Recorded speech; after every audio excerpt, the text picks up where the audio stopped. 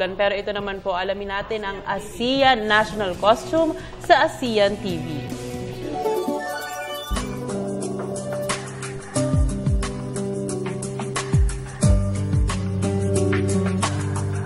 Sumisimbolo sa pagkatao ang pananamit.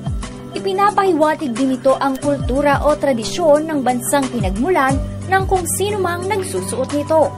Kaya naman may isinagawang exhibit na pinamagatang Woven Identities, Clothing Traditions of ASEAN sa Department of Foreign Affairs. Ang exhibit na ginagawa natin na ito ay patungkol doon sa mga iba't ibang national costumes ng ASEAN member countries. Baju Kurong at Baju Kara Melayu para sa Brunei Darussalam. Khmer sa Cambodia. Kebaya and Jas Betawi sa Indonesia.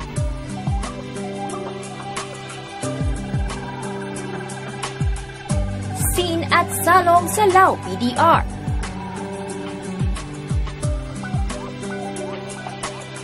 Baju Kurong at Baju Melayu sa Malaysia.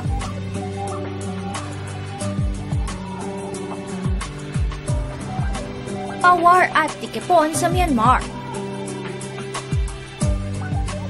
Terno at Barong Tagalog sa Pilipinas.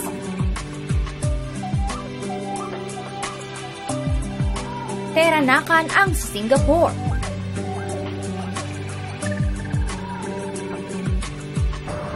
Fanung at Swa Frara Chatan sa Thailand.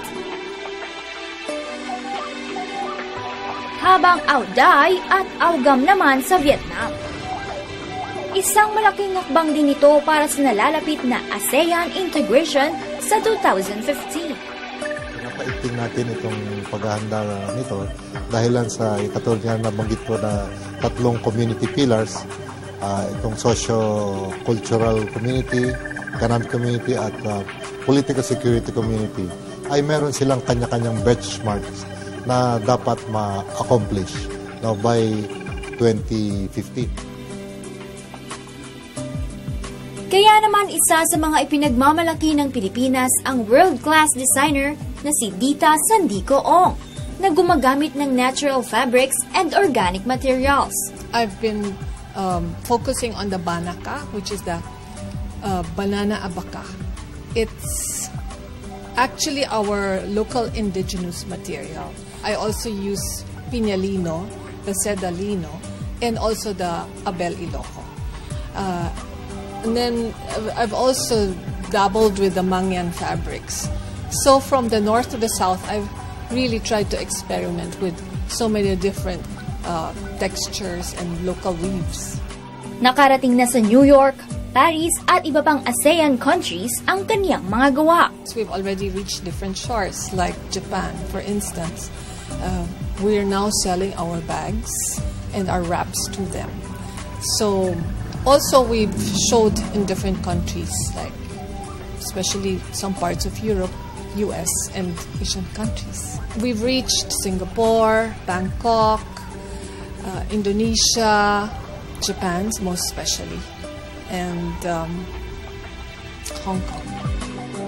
Siya rin ang nagkaloob ng mga isinuot ng ating mga pambato sa 6th ASEAN Quiz Regional Level na nagwagi bilang first runner-up. Kaya kung gusto mong ma-experience ang kakaibang ganda at feeling ng magsuot ng Filipino-made dresses, I'd like to invite everyone to please come see my works here at the Wilson Street showroom. And you can also check our website on ditachannel.com and and view our different products online. Seeming a thread at a time, ASEAN Fashion Innovation.